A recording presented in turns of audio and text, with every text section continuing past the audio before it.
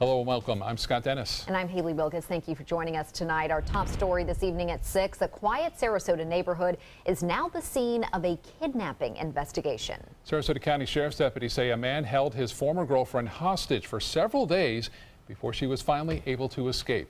ABC 7's Bobeth Yates joins us now with more. Bobeth.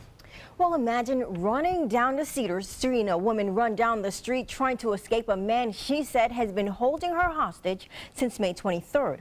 Well, that's what this report says occurred. And while many in the small community say they are now in disbelief. I'm very, very shocked. That is the consensus among Camelot Lake's residents after sheriff officials say this man, Isadora Espina Aquino, held a woman against her will in her home for more than 10 days. He had been holding her captive inside the residence. It's pretty extensive as far as when you actually wrap somebody in a bed sheet and then use your belt to restrain them within the house. The incident occurred on the 4400 block of Stonehaven Lane in Sarasota. According to the report, the victim was in a relationship with Espina Aquino that had turned sour. And according to the probable cause affidavit, he contacted her alleging he was going to pick up his belongings from the home. He came into the house, said he was coming with law enforcement. He arrived at the house by himself. She allowed him to come in the house, and then from that time on, he had stayed at the house with her.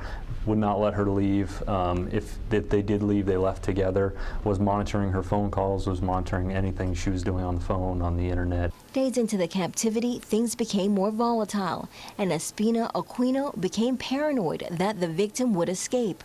That's when he allegedly began taping the door shut and tying the victim up. He's also accused of drugging the victim with an unknown pill and threatening to inject the victim with a hypodermic needle filled with Dilaudid, which is a type of opioid. But instead, Espina Aquino used that needle on himself. And while he was passed out, the victim took that opportunity to escape. She's incredibly courageous in that aspect and able to leave the house and get free and then get help for herself. All details that have Camelot Lake's residents in awe. Well, it's a very quiet place.